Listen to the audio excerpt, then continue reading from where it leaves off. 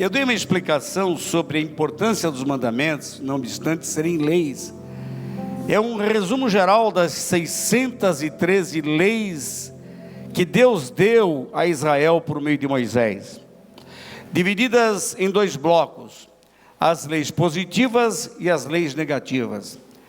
248 são as leis positivas, as quais foram lidas no Monte Gerizim, quando os hebreus entraram na terra prometida. E as leis negativas foram lidas no Monte Ebal, 365 leis negativas. Então 365 mais 248, totalizando 613 leis. O que significam as negativas e as positivas? As negativas são aquelas que dizem: não faça isso, não faça aquilo, se fizer, apanha, se fizer, eu tiro a colheita, se fizer, eu não mando chuva, se fizer, não tem bênção para os filhos, etc, etc.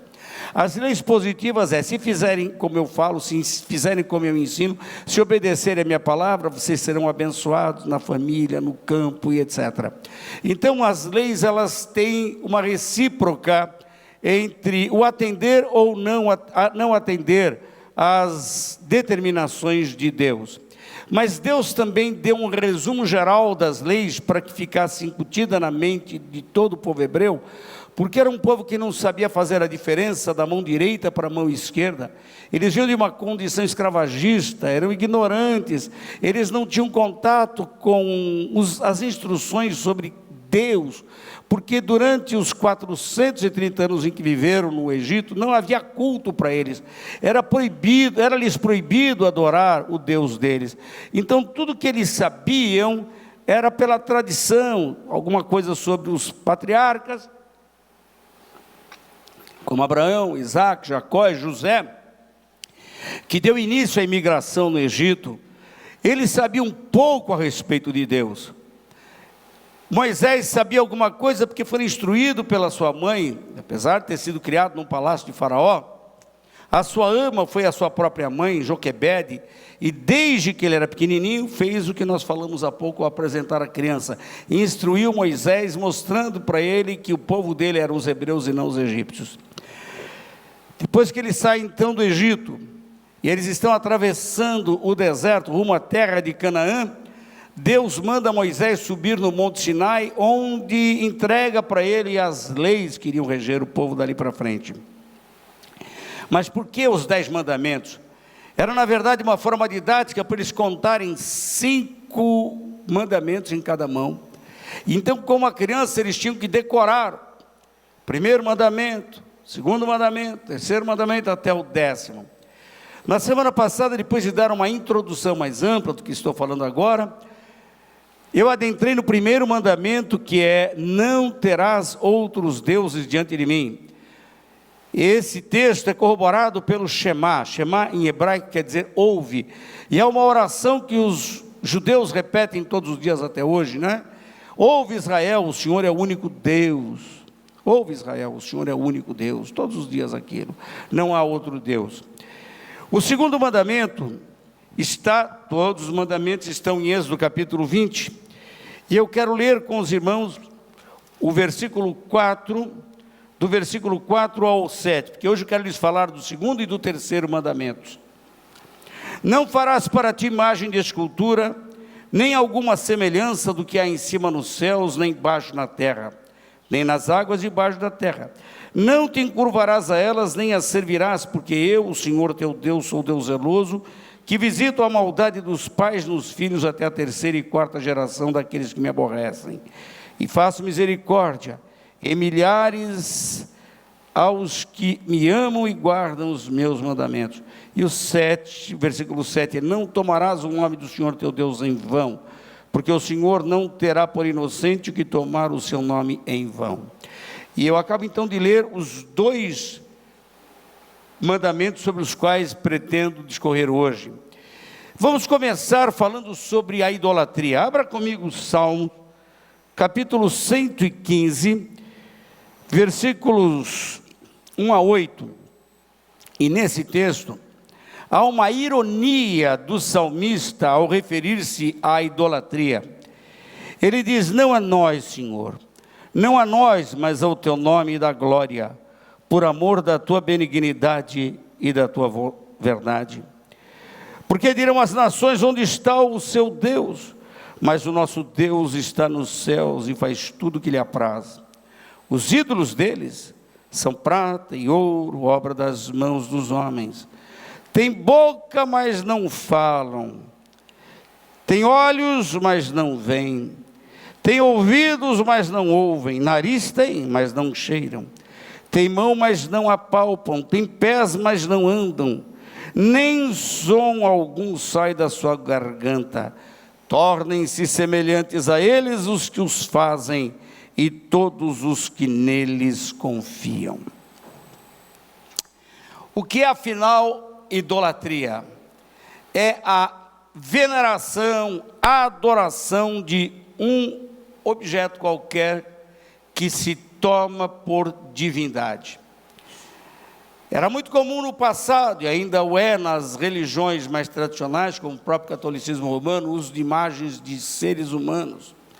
Mas há religiões que veneram animais, algumas que veneram uma garrafa. Eu vi não faz muito tempo uma reportagem de aqui em São Paulo, a uma igreja, em que eles colocam na garrafa alguns objetos, e cada pessoa coloca o seu objeto como bem entender, consagra aquele objeto, e ele se prostra diante da garrafa, porque aquele é o seu Deus. Por que os seres humanos não são capazes de atender à exigência de Deus, que é a fé?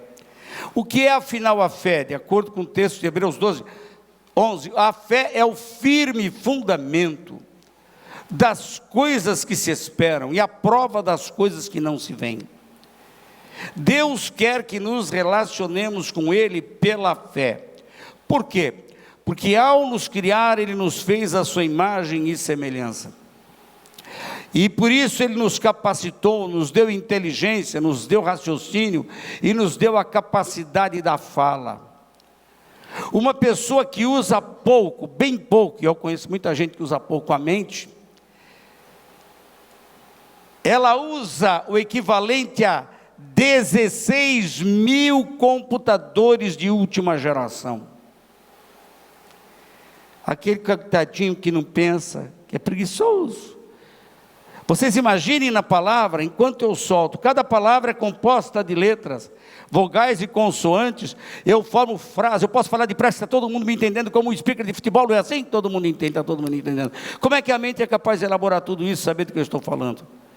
É algo muito rápido, muito rápido, muito rápido, a inteligência. Se eu falar de mato, todo mundo sabe o que é mato. De peixe, todo mundo vai para peixe. Se eu falar de leão, todo mundo vai para leão. Se eu falar de nuvem, todo mundo... Que coisa rápida! Como a nossa mente tem tudo isso tão bem armazenado. E como as comunicações são rapidíssimas. Então, Deus não quer nos tratar como idiotas. Deus sabe o que pode esperar de nós. Ele sabe do que a inteligência do homem é capaz. Por isso ele diz: eu não quero objetos, eu criei um ser inteligente, eu quero conversar com ele como um ser que me respeita pela minha capacidade de criá-lo, com capacidade de entender as coisas. Por isso ele estabeleceu a fé. Só não usa a fé quem faz questão de ser burro, conscientemente acéfalo. Deus é contra todo tipo de idolatria. Agora, se você parar para pensar, que coisa curiosa, o povo hebreu no passado era um povo que não conseguia entender o abstrato. Quando Jesus falou com Nicodemos sobre o novo nascimento, ele era um camarada entendido, ele era um príncipe dos fariseus, ele era um estudioso das escrituras veterotestamentárias. Jesus disse que é preciso nascer de novo para entrar no céu. Como assim? Eu tenho que voltar para o ventre da minha mãe e tornar a nascer? Estou entendendo. Jesus disse assim: você é mestre em Israel, não sabe dessas coisas, que ruim. Você vê o vento? Não. Ele sopra onde quer, você não vê de onde vem, para onde ele vai, é assim. Eu estou falando de algo que no futuro vocês vão entender. Você sabe o que é um controle remoto, Nicodemo? Você sabe o que é isso? Não. É que você não chegou lá ainda, você vai entender. Como é que você pode acionar um controle remoto aqui, o portão da tua garagem abrir? A televisão mudar de canal? Você está vendo uma conexão? Não, funciona, é assim. Nem tudo que se vê é inexistente. Deus queria levar o povo para entender o abstrato, porque Deus é espírito, Ele não é tangível. Agora, você vai pensar que o mundo atômico, o mundo concreto, é um mundo mais real do que o mundo abstrato do espírito? Então, eu vou fazer a pergunta: quem nasceu primeiro, o espírito ou a matéria? Nem nasceu, porque Deus nunca nasceu. Foi o espiritual que gerou o material, e não o material que gerou o espiritual. Então, para pensar qual é qual. Deus é espírito. Ele gerou a matéria. A matéria é uma expressão ínfima da sua grandeza. Vocês estão entendendo isso? Eu quero levá-los a pensar na idolatria. Eu tenho aprendido nos meus estudos com a palavra de Deus, que há 3 coisas que Deus não tolera. Deus não tolera incredulidade. Não há razão para o homem não crer. Ele diz que o incrédulo é indesculpável, porque ele dá muitos motivos para o homem crer nele. Segunda coisa que Deus não tolera é quebra de autoridade, porque ele já foi vítima disso quando Lúcifer se insurge contra ele lá na glória celestial. Terceiro, Deus não tolera idolatria, Ele abomina idolatria. A Bíblia é repleta de textos de combates à idolatria, e ainda assim a gente vê tanta gente idólatra. Havia idolatria no paganismo. O paganismo é todo construído em cima da idolatria. Mas vejam que os hebreus que estavam saindo da terra do Egito, onde se cultuavam 10 deuses, por isso as 10 pragas, para desmascarar o poder daqueles deuses. E agora na nova terra, eles iriam ter que se deparar com novos deuses. Dagon, Astarote, Neustã, Baal e tantos outros. Os cananeus que habitavam em Canaã, terra para onde os hebreus se dirigiam, levaram 40 anos para chegar, era uma terra tão idólatra quanto a terra de onde eles saíram. E Deus não queria que eles voltassem a conviver no meio da mesma situação, sem uma postura determinada. No Egito eles não podiam, porque a terra era dos outros, eles eram escravos. Eles não podiam se insurgir contra Faraó, nem contra os seus deuses, os seus sacerdotes. Mas na terra que mana leite e mel, como o Senhor promete para eles, é uma terra que será deles. Eles levam 5 anos para conquistar toda a terra das suas batalhas. E as crenças praticadas em Canaã eram horrorosas. Eles entregavam até os bebês com menos de 1 ano de idade para serem queimados no fogo para o perdão dos pecados dos pais, crianças vivas. Prostitutas e jovens virgens eram misturadas nos cultos aos deuses, jogadas no fogo. Eram coisas horrorosas que se praticavam. Deus queria acabar com aquilo. Deus queria eliminar aquilo, implantar na nação o monoteísmo, porque Ele é o único Deus, Ele podia reivindicar para si esse direito. Eu sou o Deus que vos tirou da terra do Egito, não terás outros deuses diante de mim. Mas Israel de vez em quando caía na idolatria, se deixava influenciar pelos povos. Salomão, por exemplo, ele casa com uma mulher egípcia, e ele já introduz a idolatria no seu país. Depois da mulher egípcia, ele começa a fazer um harém, com 700 mulheres e 300 concubinas, e a Bíblia diz que as mulheres perverteram o coração do rei Salomão. As crenças em outros deuses causaram grandes dificuldades para Israel.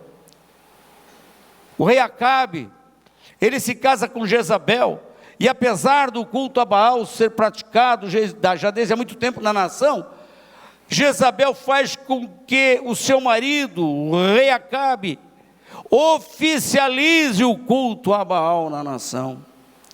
Tragédias em cima de tragédias aconteciam. O povo foi algumas vezes levado em cativeiro, leia o livro de Juízes, até que finalmente foi levado ao cativeiro babilônico. O povo sara da idolatria depois que volta do cativeiro babilônico. Desde então nunca mais se ouviu falar em idolatria em Israel. Quando eles voltam do cativeiro babilônico, os ídolos, as características deles, nós vimos no Salmo 115, são objetos.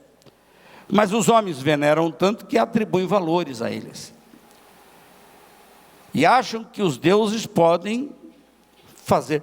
Eu fico pensando, um Deus que pode ser tirado, o ídolo de um Deus, ele pode ser removido daqui para ali. Ele não tem poder para ir para onde ele quer. E se cair e quebrar, ele não dá conta de si mesmo. Eu não quero um Deus que não dê conta de si mesmo. Como é que vai cuidar de mim? Um Deus que precisa de vela para ter luz, ele não tem luz própria. Eu não preciso de um Deus assim. Por isso a Bíblia diz: torne-se semelhante aos ídolos, aqueles que os fazem. A Bíblia proíbe o fazer e o adorar. E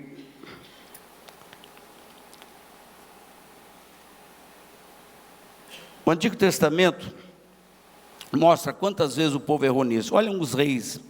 Houve reis, os reis de Judá e reis de Israel, que eram idólatras, se deixaram levar. Um país monoteísta, um país de Abraão, o país dos patriarcas, país dos grandes profetas, país que recebeu de Deus uma chamada especial.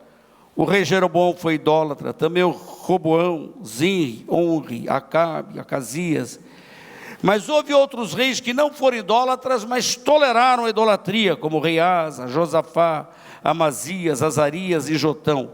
E até que houve reis que não só não aceitavam os ídolos, não adoravam, como não aceitavam, quebraram, acabaram com eles, destruindo seus altares, o caso de Ezequias, o caso de Josias.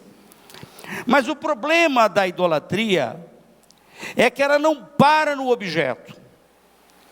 Ela pende para a mística, para os poderes sobrenaturais. Atrás dos ídolos vem a astrologia. E o profeta Isaías combate a astrologia. Ezequiel também combate.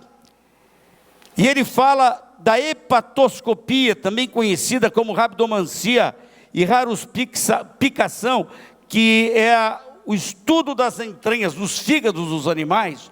Através da cor eles sabiam se deviam ou não deviam fazer uma viagem, deviam ou não deviam fazer um negócio, deviam ou não deviam fazer essa ou aquela coisa.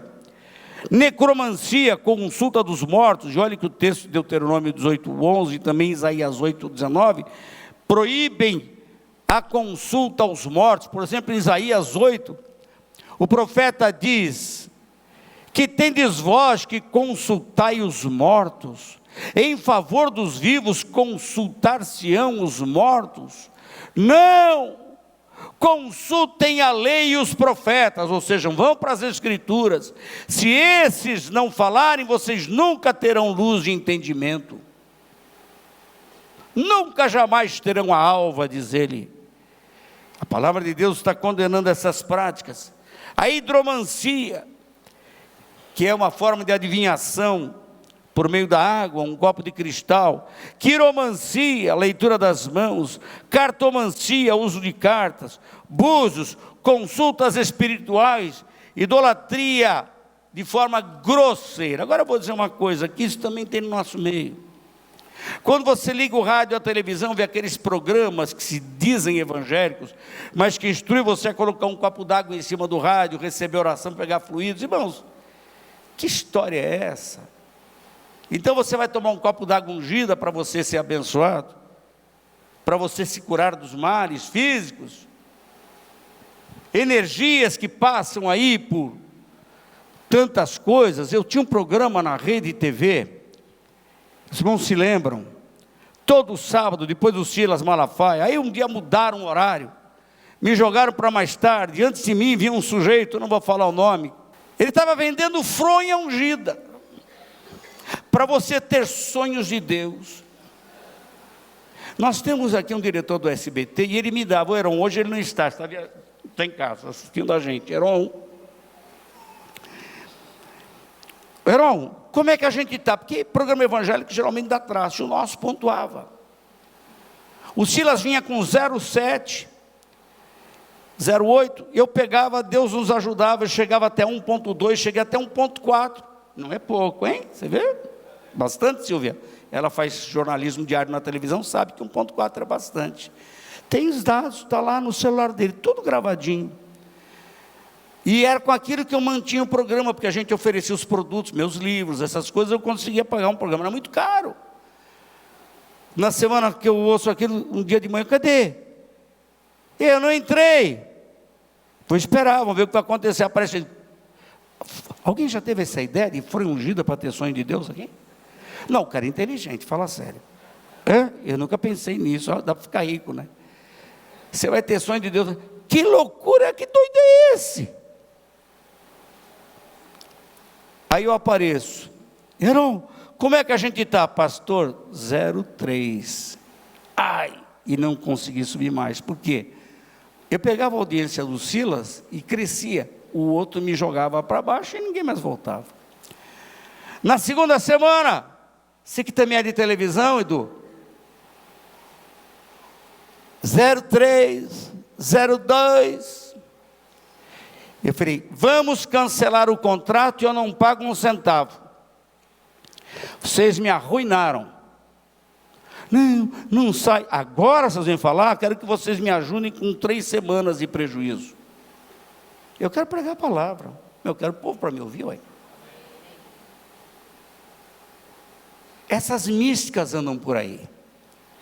Mas se ficar só nisso, irmãos, tem gente que vende prato ungido para você ter fartura de comida. Tem gente que vende a chave simbólica para você ter um carro novo. Tem gente que usa caixinha de promessa. Ixi, vou ter que jogar a minha fora, que se eu perguntar aqui, tem um monte de gente que tem. Periquitinho da sorte, né? Foi o realejo. Lembra do periquitinho da sorte?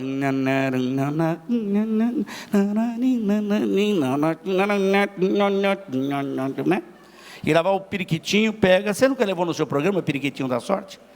Nunca levou? Mas fazia parte do seu programa. Aquelas magias lá do programa infantil? Não tinha lá? No do Rinaldo eu já vi. Do Patati.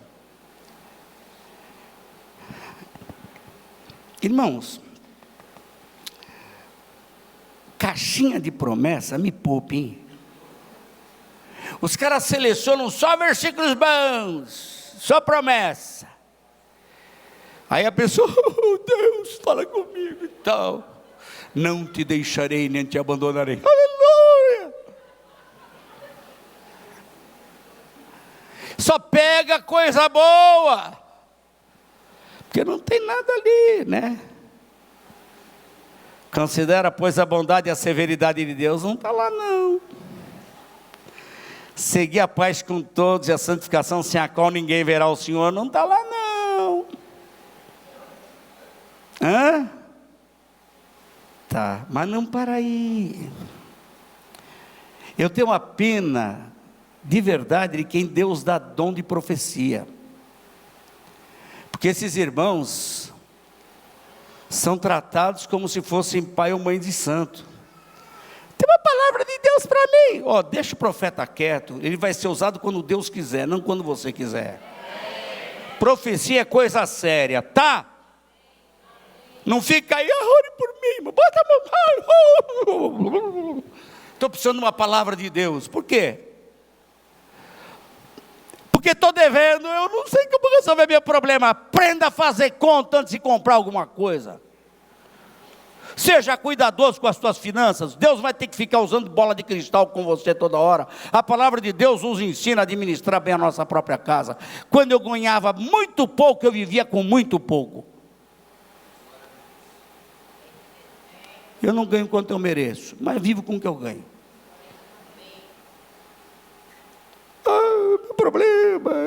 Meu minha filha, você não soube cuidar, né? Você não soube ensinar a criança no caminho que devia andar, agora está querendo a varinha mágica de Deus. Olha, eu vou dizer, crente não tem que andar atrás de profecia. Quando o senhor quiser falar comigo, e ele fala, quando ele quer falar comigo, ele fala, eu não estou consultando ninguém, Deus fala, não, sabe por quê? Porque eu sou guiado pela palavra de Deus, eu tenho que adquirir maturidade espiritual, para saber como agir na minha vida. Lâmpada para os meus pés é a tua palavra. Eu vou andar, quem vai me dar luz no meu caminho não é o profeta ou a profetisa, deixa eles quietos, porque eles vão ser usados como Deus quiser, quando Deus quiser, para dizer o que Ele quiser dizer.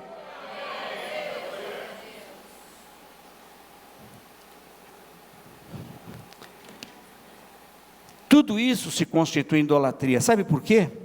As pessoas precisam de algo mais tangível, mais palpável, mais próximo, elas não querem pensar. A palavra de Deus, irmãos, nos dá entendimento, e nós aprendemos a andar com Deus segundo a sua vontade, sabemos como pedir, sabemos como orar na hora da necessidade, e aprendemos a confiar em Deus, e a resposta fatalmente vem, porque é uma questão de educação espiritual. Educação espiritual. Não farás para ti imagens de escultura. Veja um exemplo do Novo Testamento. Eu teria muito que dizer sobre isso, mas eu vou me ater um pouquinho aqui para não perder o foco do segundo ponto ainda, do terceiro mandamento. Estou lhes falando sobre o segundo. No Novo Testamento a gente vê umas coisas curiosas. Paulo chega sozinho à cidade de Atenas, e eu já visitei Atenas. Se você vai lá no Partenon, você vê no alto daquela colina o templo construído com colunas e deusas, principalmente deusas. Há uma infinidade de deuses. O apóstolo Paulo andou pela cidade, e depois de ele ter visto tanta idolatria na terra dos filósofos, ele se indignou. Diz a Bíblia que Paulo ficou indignado de ver a terra tão entregue à idolatria. Assim era Atenas dos filósofos. Aí ele passa por um altar num canto da cidade, no meio do mato. Estava escrito: ao Deus desconhecido. Um altar dedicado a uma entidade desconhecida, porque eles temiam ignorar algum Deus que fosse importante e que eles desconheciam. E na hipótese de estarem falhando com Deus, fizeram um altar a esse. Olha, se houver algum Deus a mais por aí perdido, que a gente não falou ainda, que a gente não conhece, que não está na nossa lista telefônica dos deuses, então um altar para ele. Quando ele chega no Areópago, o panteão dos filósofos, só passavam por lá os grandes nomes da filosofia, principalmente os epicureus, os estoicos. Ele se levanta e diz assim: eu vejo que vocês são tanto quanto supersticiosos, porque passando eu pela vossa cidade, eu vi quantos altares vocês têm, mas encontrei um dedicado a um Deus desconhecido. Esse Deus que vocês não conhecem, e quem adoram é o Deus a quem eu sirvo, mas ele não precisa de altar, ele não precisa de objetos para ser adorado, porque ele veio antes de tudo e antes de todos. Ele é o Criador dos céus e da terra, e ele não anda se tateando por aí procurando, e ninguém tem que ficar no escuro procurando para ver se possa encontrá-lo. Aí Paulo prega uma mensagem, porque ele encontrou ali uma porta de entrada para atacar a idolatria, porque santo que é santo não aceita idolatria. Mas Paulo chega mais tarde em Éfeso, e lá em Éfeso ele encontra uma cidade com um templo dedicado a deusa Diana, a Diana dos Efésios. E ele prega a palavra de Deus, combate a idolatria. Vejam que há uma ligação íntima entre a idolatria e a magia. Na cidade de Éfeso eles praticavam magia. Quando ele prega, combate os ídolos e anuncia Jesus, ele consegue um movimento tão grande que as pessoas vão na praça da cidade levar os seus livros e artes mágicas e queimam. Graças a Deus pelo que o Senhor fez ali. Mas quando ele chega em Listra? Em Listra está ele e Barnabé, os dois chegam na cidade, e havia um homem leso dos pés, e Paulo olha para ele, ora por ele, e ele é curado e começa a andar. E disseram: olha, os deuses que nós adoramos chegaram aqui em pessoa. Aí chamam Paulo de Mercúrio e Barnabé de Júpiter. E todo mundo começa a reverenciar. O que está acontecendo aqui? Não, vocês são deuses que desceram em pessoa. A gente não é Deus coisa nenhuma. Só tem um Deus, eu não sou ele. Só tem um Deus, eu também não sou ele. E o povo quer fazer altar, levaram grinaldas e levaram uns apetrechos, armaram um verdadeiro circo para levantar os dois como Deus. Como eles se recusam, sabe o que eles fazem? Apedrejam os dois. Como o homem é de extremos, vai de um extremo para o outro. Vocês não querem ser Deus? Então vocês vão ser apedrejados, vão matar vocês. Essa é a mentalidade do idólatra. E eu fico pensando, em frente, a minha casa tem uma praça em frente, que é uma árvore bem grande na minha frente. E havia um tempo que parava um carro com motorista particular, descia uma japonesa. Ela ia na árvore, ela começava a conversar com a árvore. E eu aqui de cima da minha janela ficava só olhando do meu quarto, conversando com a árvore. Falei, que barato é esse aí, da mulher conversar com a árvore, né? Eu até hoje não entendi se era gnomo, se era duende, esse negócio todo aí que está na moda também. Pessoas ilustres, uma cabeça de um alfinete. E eu vou conversar com uma árvore. E a pessoa bota no vidro do carro: eu acredito em gnomos. Esse é o ser humano. Deus é espírito, diz a Bíblia. E importa que os seus adoradores o adorem em espírito e em verdade. E a propósito, no Monte Ebal e no Monte Gerizim, Gerizim é o Monte da Bênção, Ebal da Maldição. No Monte Ebal da Maldição está escrito, que foi lido, que os que fazem e adoram ídolos são malditos. É a palavra de Deus que diz. Nós não adoramos, é só para lembrar. Você não tem que lembrar de Pedro, porque Pedro não é Deus. Maria também não é Deus. Ela é mãe de Jesus como homem. Esse é o mandamento que tem que ser bem compreendido, é o segundo. O primeiro mandamento, será que todos podem repetir? Há só um Deus. Podem dizer isso? Há só um Deus. O segundo mandamento, não adore ídolos. Pronto, fica mais fácil de gravar, né? O terceiro mandamento: não tomarás o nome do Senhor teu Deus em vão. Está no versículo 8 do nosso texto, 7 do nosso texto. O profeta Jeremias, no capítulo 23 do seu livro, versículos 16 a 18, diz: assim diz o Senhor dos Exércitos: não deis ouvidos às palavras dos profetas que entre vós profetizam. Ensinam-vos vaidades e falam da visão do seu coração, não da boca do Senhor. Dizem continuamente aos que me desprezam: o Senhor disse, paz tereis. E qualquer que anda segundo o propósito do seu coração, dizem, não virá mal sobre vós. Imagina, né? Porque quem esteve no conselho do Senhor e viu e ouviu a sua palavra? Quem esteve atento à sua palavra e ouviu? Esta é a primeira palavra que ele dá. Agora, na sequência, no versículo 25, tenho ouvido que dizem aqueles profetas profetizando mentiras em meu nome. Depois, versículo 27, os quais cuidam que farão que o meu povo se esqueça do meu nome. A pior coisa do mundo é quando alguém usa indevidamente o seu nome. Como pastor dessa igreja, eu nomeei meu filho como meu administrador. Hoje eu estou mais livre para ficar atento à palavra, à oração, e o pastor Ricardo cuida de toda a administração, das igrejas, de todo esse complexo financeiro, tudo isso ele administra. O meu alívio. E todas as decisões que nós tomamos em conjunto, nós temos uma equipe de trabalho, que inclui o presbítero Donizete na administração.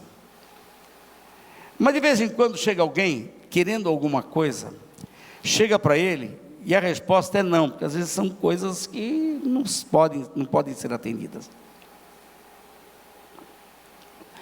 Já aconteceu de pessoas chegarem assim: pastor Ricardo, eu sei que você vai dizer não, mas eu já conversei com o seu pai e ele autorizou. Como assim? Ele sabe que não funciona assim. E ele sabe o que eu penso. Então o que ele já fez com uma certa pessoa que chegou aqui, era até uma pessoa de fora que queria vender alguma coisa para a igreja. Já falei com o teu pai, ele autorizou, pode. Aí ele falou: espera que eu vou ligar para o meu pai agora. Ô pai, eu estou com um fulano aqui. Não precisa se preocupar não. Olha, ele disse que o senhor já autorizou tal coisa. Não, claro que eu não autorizei. Como o senhor não? O senhor quer falar com ele? Fala você mesmo, Ricardo. Eu não quero humilhar tanto a pessoa, né? Tem coisa pior do que alguém fazer alguma coisa e usar o seu nome? Uma calúnia, uma fofoca ou uma conta. Uma vez uma pessoa apareceu no açougue perto da minha mãe, e ela foi comprar carne em nome da minha mãe. O açougueiro ligou para minha mãe: dona Lourdes, a senhora está pedindo para alguém comprar carne aqui em seu nome? Não autorizei ninguém. Ela era conhecida, moradora do bairro há tantos anos. Eu não autorizei. Olha, era até uma pessoa conhecida, mas passando problema, podia ter pedido, né? Vai no açougue comprar carne em nome da minha mãe, mas não autorizo não. Que história é essa? Se nós que somos humanos não toleramos isso, por que Deus tem que tolerar? Mas vamos começar pensando o seguinte: o que é tomar em nome do Senhor em vão? Há muitas formas de se enxergar isso.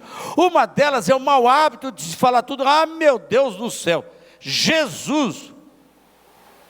E quantas vezes o meu Deus vem acompanhado de um palavrão? Pare de fazer isso. Nesse ponto eu admiro mais os americanos, não só os evangélicos. Existe uma boa parte de não cristãos americanos que, quando vão dizer alguma coisa, na interjeição, meu Deus, eles não falam, eles falam my gosh. O que é gosh? Não tem tradução para gosh, não é uma palavra que não existe, para não dizer Deus. Oh my goodness, goodness quer dizer bondade. Oh my goodness, para não falar meu Deus. O judeu não repete o nome de Deus, porque no passado a língua hebraica era escrita somente com consoantes. As vogais foram criadas muito tempo depois, pelos massoretas, estudiosos da língua, em formas pontilhares. Você tem as vogais entre as consoantes. Mas se você compra um jornal em Israel, ou você vai numa loja, tudo está escrito com consoante e não tem vogal. Imagina o que você pode fazer com as letras F, R e T. F, R, T, consoantes: forte, fruta, farto, frito. De acordo com o contexto, você vai entender a palavra. Jeová aparece só com tetragrama das consoantes. Então você não pode pronunciar o nome sem saber como ele realmente é. Na nossa Bíblia vem traduzido como Jeová. Mas os hebreus, os judeus, têm receio de pronunciar errado o nome, então eles não dizem. Preferem falar o Altíssimo, o Criador, mas não usam Deus, por respeito e por temor de errar o nome, a pronúncia do nome de Deus. O nome de Deus é respeitado pelos hebreus assim. Olha, o Mateus escreve o seu evangelho para os judeus. E sabendo da cultura judaica, que é a sua, Ele trata do reino de Deus, essa é a sua tese, é o assunto de Mateus. Mas para não ficar repetindo 33 vezes o nome de Deus, reino de Deus, reino de Deus, reino de Deus, ele usa reino dos céus, porque ele evita usar a palavra Deus, por respeito ao nome de Deus. E pessoas, ontem eu assisti um programa de televisão, quando começaram a brincar com o nome de Deus, o nome de Jesus, de repente, eu saí fora na hora. Não, dá daí, eu não aceito, nem falar e nem quero ouvir isso, porque se eu dou brecha, eu também estou concordando com aquilo. Mas pior não é isso, o pior é jurar em nome de Deus. Era aceitável em Israel o juramento, quando ele era público e quando ele era feito para causas sérias, como é nos Estados Unidos. A pessoa chega num júri, bota a mão em cima da Bíblia, ela jura com a mão na Bíblia, que é a palavra de Deus, dizer toda a verdade, e ela tem que dizer a verdade, ela não pode mentir.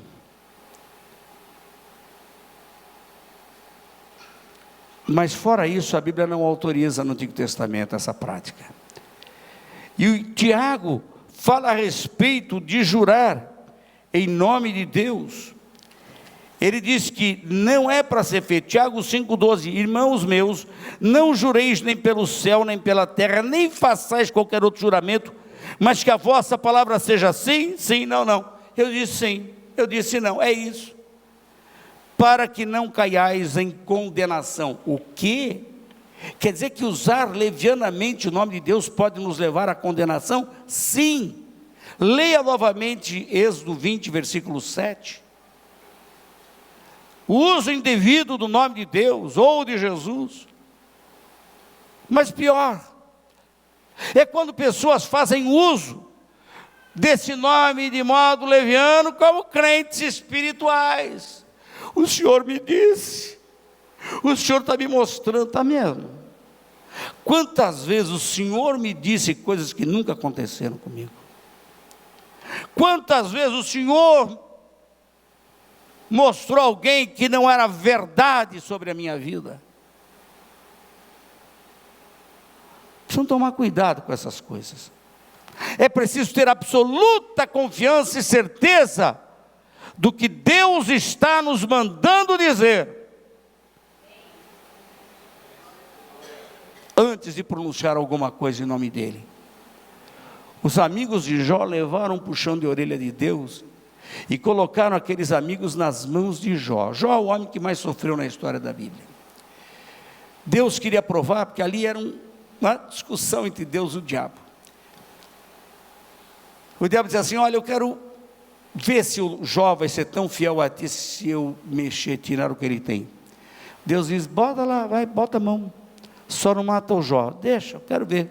Eu vou provar para você que as pessoas que andam comigo são capazes de se manter fiéis, ainda que sofram. Porque, irmãos, o verdadeiro crente não é aquele que anda pelas circunstâncias.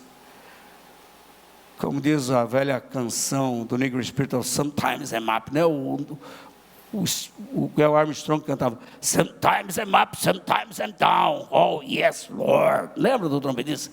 Sometimes I'm Mars, né? Às vezes eu estou para cima, às vezes eu estou para baixo, né? A gente não vive, e daí? Às vezes eu estou lá para cima, às vezes eu estou lá para baixo. Tem dia que eu tenho, dia que eu não tenho. Tem dia que está tudo bem, tem dia que está tudo chato. Sou crente do mesmo jeito, sou fiel do mesmo jeito. A minha fidelidade não depende, nem pode depender de circunstâncias. Mas chegam os amigos de Jó. Jó perde os bens, perde a família, perde as propriedades, há incêndio, fica na miséria, doente, fica se coçando com cacos de telha, feito um lambeiro na rua.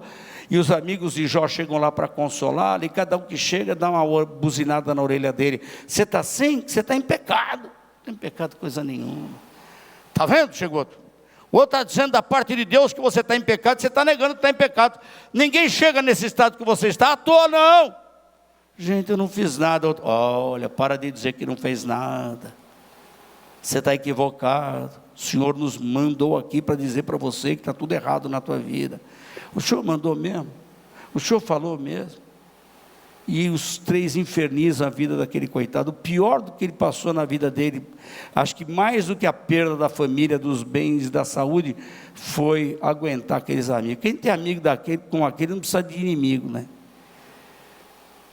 No final da história, Deus restitui a saúde de Jó, restitui tudo que ele havia perdido. Aí chama os amigos de Jó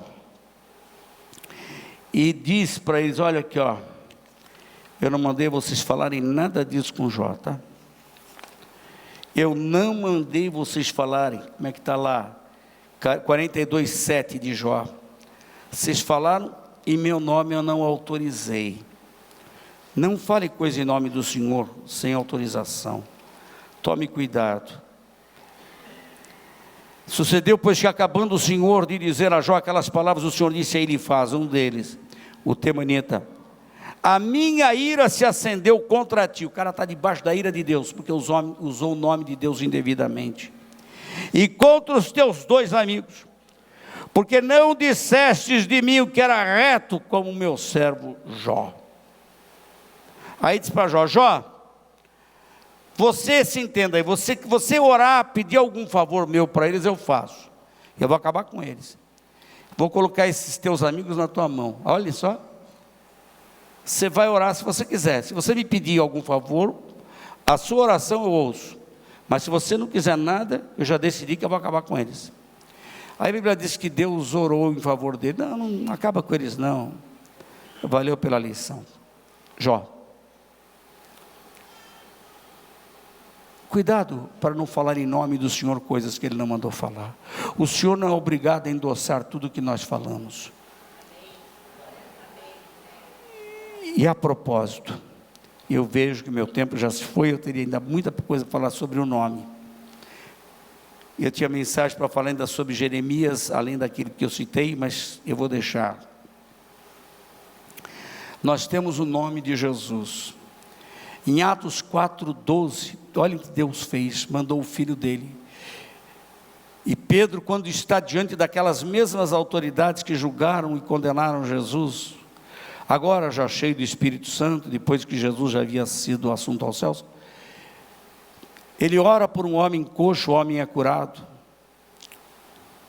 E ele é levado perante as autoridades para explicar por que ele curou um homem. Imagina, pecado, né? É tão fácil assim, sai curando o cego. Que maldade, né? Curar um cego, fazer um cego que não via ver, fazer um surdo ouvir, que isso não se faz. Um homem que não podia andar, que era mendigo, agora vai poder andar, vai poder trabalhar. Isso não se faz. Imagina, o sujeito foi levado diante do tribunal, porque fez um paralítico andar. Eu vou condenar o doutor César, porque ele, como médico, dá injeção, tira a dor das pessoas, opera, tira o problema, cura com os medicamentos. Vou te condenar por isso. Que maldade, curar as pessoas, né? Como é que é esse negócio? Esse homem está andando aí diante de vós. Nós conhecemos esse homem como mendigo à porta do Templo Formosa há muitos anos. Ele é coxo, agora está andando. Que história é essa? Isso é para rir ou para chorar? Pedro agora, diante dos mesmos homens para quem ele negou Jesus, ele negou Jesus diante daqueles magistrados. Agora está diferente. Em nome de Jesus o Nazareno, aquele a quem vós crucificastes, e Deus o tornou a trazer dentre os mortos, é que este homem está são diante de vós. E eu quero dizer mais: em nenhum outro nome há salvação, porque também debaixo do céu nenhum outro nome há dado entre os homens pelo qual sejamos salvos. O que aconteceu, Pedro? Estou exaltando o nome de Jesus. Mas Paulo faz ainda melhor quando ele escreve aos Filipenses, dizendo, lá no capítulo 2, versículos 9 a 11, pelo que também Deus o exaltou soberanamente, e lhe deu um nome que é sobre todo nome, para que ao nome de Jesus se dobre todo o joelho dos que estão nos céus, e na terra, e debaixo da terra, e toda língua confesse que Jesus Cristo é o Senhor, para a glória de Deus Pai. Há um nome que salva, o nome de Jesus. Deus deu ao seu Filho a mesma honra que há no seu próprio nome. Por isso, o apóstolo Paulo, escrevendo aos Romanos, capítulo 10, versículos 8 a 10, ele diz: a palavra que salva, está dentro de vós, junto de ti, na tua boca e no teu coração. Esta é a palavra da fé que pregamos, a saber, se com a tua boca confessares o Senhor Jesus Cristo, e em teu coração creres que Deus te ressuscitou dos mortos, será salvo. Por quê? Porque só tem o nome que salva, o nome de Jesus. Toda honra, toda glória sejam dadas ao nome do Senhor. Amém?